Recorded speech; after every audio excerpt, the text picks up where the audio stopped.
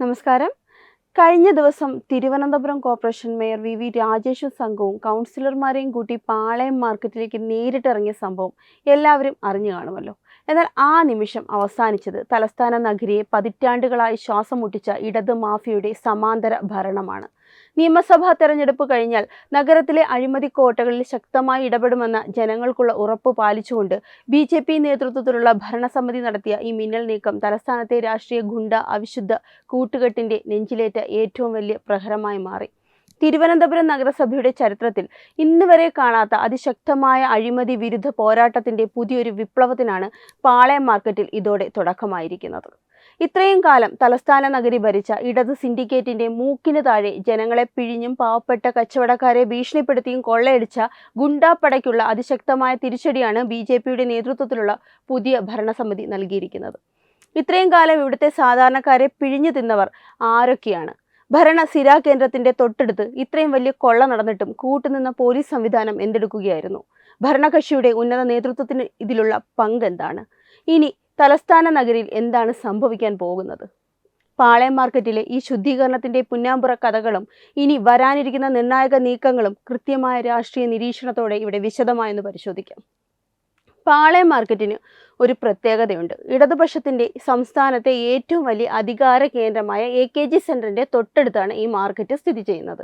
AKG സെന്ററിന്റെ ജനലിൽ നിന്ന് നോക്കിയാൽ കാണുന്ന ദൂരത്തിൽ പാർട്ടിയുടെ സമുന്നത നേതാക്കൾ നിത്യേന കടന്നു പോകുന്ന പാതയോരത്താണ് വർഷങ്ങളായി പാവപ്പെട്ടവന്റെ ചോരയൂറ്റുന്ന ഈ സമാന്തര ഭരണം നടന്നിരുന്നത്. വിപ്ലവവും തൊഴിലാളി വർഗ സിദ്ധാന്തങ്ങളും മൈക്കിലൂടെ പ്രസംഗിക്കുന്ന ഉന്നത നേതാക്കൾ കോടികൾ മറിയുന്ന ഈ കള്ളപ്പണ കട, അങ്ങനെ തന്നെ പറയാം, ഈ കള്ളപ്പണ കട കണ്ടില്ലെന്ന് നടിക്കുകയായിരുന്നു. ദശകങ്ങളായി തിരുവനന്തപുരം നഗരസഭ ഭരിക്കുന്നത് ഇടതുപക്ഷമാണ്.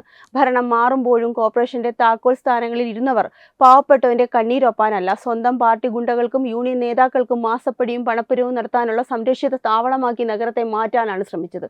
അതിന്റെ ഏറ്റവും കൃത്യമായ ഉദാഹരണമായിരുന്നു പാളയം മാർക്കറ്റ്. ഒരു വശത്ത് പാളയം രക്തസാക്ഷി മണ്ഡപത്തിന്റെ വിപ്ലവ ഗാനങ്ങൾ മുഴങ്ങുമ്പോൾ തൊട്ടപ്പുറത്ത് മാർക്കറ്റിനുള്ളിൽ പാവപ്പെട്ട മീൻ വിൽപ്പനക്കാരും പച്ചക്കറി വ്യാപാരികളും ജീവിക്കാൻ വേണ്ടി ദിവസവും കണ്ണീരൊഴുകുകയായിരുന്നു. അവിടെ കൊടികുത്തി വാണിരുന്നത് നിയമത്തെ വെല്ലുവിളിക്കുന്ന ഒരു സമാന്തര ഗുണ്ടാ സർക്കാരായിരുന്നു. പാളയം മാർക്കറ്റിലെ കച്ചവടക്കാരിൽ നിന്ന് ദിവസേനയും മാസേനയും പിരിച്ചിരുന്ന പണത്തിന്റെ കണക്കുകൾ കേട്ടാൽ ഏതൊരു സാധാരണക്കാരനും ഞെട്ടും. ഒരു ജനാധിപത്യ രാജ്യത്ത് തിരഞ്ഞെടുക്കപ്പെട്ട നഗരസഭ നിലനിൽക്കുമ്പോൾ തന്നെയാണ് ഈ സമാന്തര നികുതി പിരിവ് നടന്നിരുന്നത്. പിരിവിന്റെ വിവിധ രൂപങ്ങൾ ഇങ്ങനെയായിരുന്നു. ദിവസവുമുള്ള മീൻ പിരിവ്. ഒരു പാവപ്പെട്ട സ്ത്രീക്ക് മാർക്കറ്റിലിരുന്ന് മീൻ വിൽക്കണമെങ്കിൽ പ്രതിദിനം 500 രൂപ ഗുണ്ടാപ്പടയ്ക്ക് കൊടുക്കണം.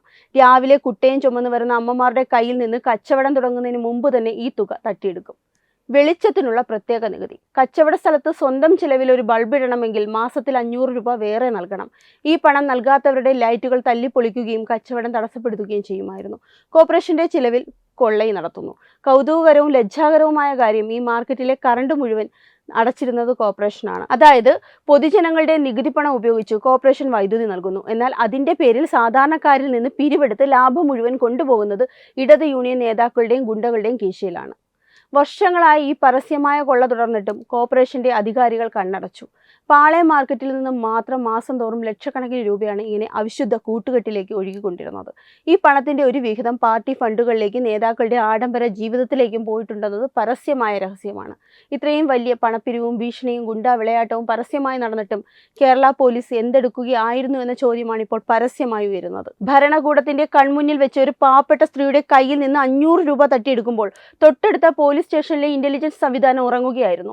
അതോ അവർക്ക് മുകളിൽ നിന്ന് കൃത്യമായ ഉത്തരവുണ്ടായിരുന്നു, അങ്ങോട്ട് നോക്കരുത്, ഇടപെടരുത് എന്ന്? ഭരണകക്ഷിയുടെ ഏരിയ കമ്മിറ്റി ഓഫീസുകളിൽ നിന്ന് AKG സെന്ററിലെ ലാൻഡ് ഫോണുകളിൽ നിന്ന് വരുന്ന ഒറ്റ ഫോൺ കോളുകൾക്ക് മുന്നിൽ നട്ടെല്ല് പണയം വെച്ച ഉദ്യോഗസ്ഥർ കച്ചവടക്കാരുടെ പരാതികൾ ചവിട്ടിയുട്ടയിലെറിഞ്ഞു. നിയമവിരുദ്ധമായി കടകൾ കയ്യേറിയപ്പോഴും പൊതുവഴികൾ കെട്ടിയടച്ചപ്പോഴും അനധികൃത നിർമ്മാണങ്ങൾ നടത്തിയപ്പോഴും പോലീസ് അങ്ങോട്ട് തിരിഞ്ഞു നോക്കിയിട്ടില്ല. പാർട്ടി കൊടിയുടെ തണലുണ്ടെങ്കിൽ എന്ത് തോന്നിയവാസം കാണിക്കുമെന്ന അവസ്ഥയിലായിരുന്നു അവിടെ. ഭരണകൂടത്തിന്റെ തണലിൽ വളർന്ന ഈ പാളയം മാഫിയ ഒടുവിൽ മാർക്കറ്റിന്റെ യഥാർത്ഥ അവകാശികളായി സ്വയം പ്രഖ്യാപിക്കുന്ന അവസ്ഥയിലേക്ക് വരെ കാര്യങ്ങൾ എത്തിച്ചു. വ്യാപാരികളെ ഭയപ്പെടുത്തി നിശബ്ദരാക്കാൻ പോലീസിന്റെ ഈ നിസ്സംഗത വലിയ തോതിൽ സഹായിച്ചു. കഴിഞ്ഞ ഭരണസമിതി സ്മാർട്ട് സിറ്റി പദ്ധതിയുടെ പേരിൽ കോടികളാണ് പാളയം മാർക്കറ്റിൽ ഒഴുകിയത്. വലിയ പരസ്യങ്ങളും ഉദ്ഘാടന മാമാങ്കങ്ങളും നടത്തി നിർമ്മിച്ച കെട്ടിടങ്ങളുടെ ഇന്നത്തെ അവസ്ഥ ദയനീയമാണ്. കോടികൾ പൊടിച്ച നിർമ്മാണം തികച്ചും അശാസ്ത്രീയമായിരുന്നുവെന്ന് മേയർ വി രാജേഷ് നേരിട്ട് എത്തി ബോധ്യപ്പെട്ടതോടെ ഇടത് വികസനത്തിന്റെ പൊള്ളത്തരം വീണ്ടും ജനങ്ങൾക്ക് മുമ്പിൽ തുറന്നു കാട്ടപ്പെടുകയാണ്. പുതിയ കെട്ടിടങ്ങളിൽ വെന്റിലേഷൻ പോലുമില്ല. 5 പേർ ഒരുമിച്ച് നിന്നാൽ ശ്വാസതടസ്സമുണ്ടാക്കുന്ന രീതിയിലാണ് ഇവിടുത്തെ മുറികൾ രൂപകൽപ്പന ചെയ്തിരിക്കുന്നത്. കച്ചവടക്കാർക്കും അവിടെ എത്തുന്ന ജനങ്ങൾക്കും ഇത് വലിയ ആരോഗ്യ പ്രശ്നങ്ങളാണ് ഉണ്ടാക്കുന്നത്. ഫയർ ആൻഡ് സേഫ്റ്റി ലൈസൻസ് പോലും ഇല്ലാതെയാണ് കച്ചവടക്കാരെ ഇങ്ങോട്ട് പുനരധിവസിപ്പിക്കാൻ നോക്കിയത്. എന്തെങ്കിലും തരത്തിലുള്ള തീപിടുത്തമോ അപകടമോ ഉണ്ടായാൽ ജനങ്ങളുടെ ജീവന് ആരുത്തരം പറയും? ഈ അശാസ്ത്രീയ നിർമ്മാണമാണ് ഇന്നു മുതൽ പൊളിച്ചു തുടങ്ങിയത്. കാരണം കോർപ്പറേഷന് ലഭിക്കേണ്ട കോടിക്കണക്കിന് രൂപയുടെ വരുമാനമാണ് വർഷങ്ങളായി ഇതുമൂലം നഷ്ടപ്പെട്ടുകൊണ്ടിരിക്കുന്നത്. സ്മാർട്ട് സിറ്റിയുടെ ഫണ്ട് എങ്ങോട്ടാണ് പോയതെന്ന് കൃത്യമായ ഓഡിറ്റിംഗ് ആവശ്യമാണ്.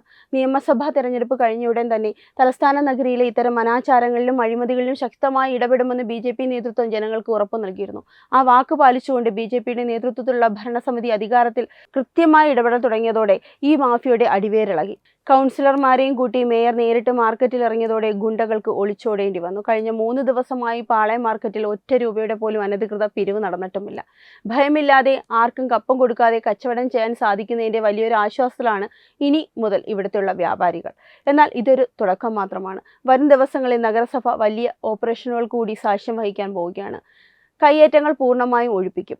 നഗരസഭയുടെ അനുമതിയില്ലാതെ പാർട്ടി സ്വാധീനം ഉപയോഗിച്ച് കടകൾ കയ്യേറി വെച്ചിരുന്ന എല്ലാവരെയും നിയമപരമായി ഒഴിപ്പിക്കും. പൊതുവഴികൾ കെട്ടിയടിച്ചിട്ടുള്ള നിർമ്മാണങ്ങൾ ബുൾഡോസർ ഉപയോഗിച്ച് പൊളിച്ചു നീക്കാനാണ് നഗരസഭയുടെ നീക്കം.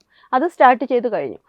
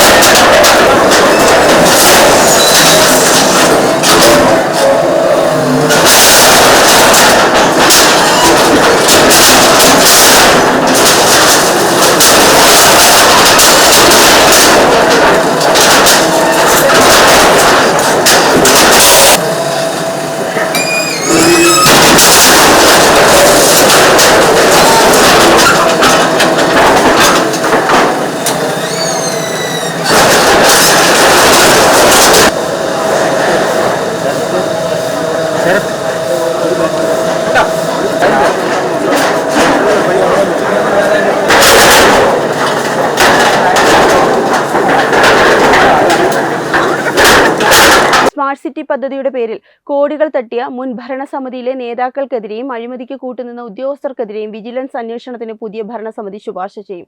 ഇത് AKG സെന്ററിലെ ചില പ്രമുഖരിലേക്കും അന്വേഷണം എത്തിക്കാൻ കാരണമാകും. വർഷങ്ങളായി ഇവിടെ കച്ചവടം നടത്തുന്ന പാവപ്പെട്ട വ്യാപാരികൾക്ക് കൃത്യമായ ലൈസൻസും സുരക്ഷിതമായ കച്ചവട സാഹചര്യവും കോർപ്പറേഷൻ ഉറപ്പാക്കും. ഇടനിലക്കാരില്ലാതെ വ്യാപാരികൾക്ക് നേരിട്ട് നഗരസഭയുമായി ബന്ധപ്പെടാം. നിയമപരമായി കോർപ്പറേഷൻ നൽകേണ്ട വാടക ഒഴികെ മറ്റൊരു പിരിവും ആർക്കും നൽകേണ്ടതില്ല എന്ന മേയർ വി രാജേഷിന്റെ വാക്കുകൾ തലസ്ഥാനത്തെ ഗുണ്ടാ മാഫിയയുടെയും അവരെ സംരക്ഷിക്കുന്ന രാഷ്ട്രീയ യജമാനന്മാരുടെയും നെഞ്ചിലേറ്റ വലിയ പ്രഹരം കൂടിയാണ്. വർഷങ്ങളായി കള്ളപ്പണം ഒഴുക്കിയ വഴി പൂർണ്ണമായും അടച്ചുപൂട്ടിക്കൊണ്ട് തലസ്ഥാന നഗരിയെ അഴിമതിരഹിതവും സുരക്ഷിതവുമാക്കാനുള്ള BJPയുടെ ജനകീയ പോരാട്ടത്തിന് ജനങ്ങളുടെ പൂർണ്ണ പിന്തുണയുണ്ടാകും. പാളയത്തെ AKG സെന്ററിന്റെ തൊട്ടുമുമ്പിൽ തുടങ്ങിയ ഈ ശുദ്ധീകരണ പ്രക്രിയ വരും ദിവസങ്ങളിൽ നഗരത്തിലെ മറ്റു മാർക്കറ്റുകളിലേക്കും സർക്കാർ ഓഫീസുകളിലേക്കും നീങ്ങും. അതോടെ തിരുവനന്തപുരം നഗരം ഭയരഹിതവും സുതാര്യമായ ഒരു പുതിയ വികസന പുലരിയിലേക്ക് ചുവടുവയ്ക്കുമെന്ന് ഉറപ്പാണ്. കൊള്ളക്കാരുടെ കാലം കഴിഞ്ഞു. ഇനി ജനങ്ങളുടെ ഭരണമാണ് നടക്കാൻ പോകുന്നത്. വെബ് ഡെസ്ക് തത്തുമൈ ന്യൂസ്.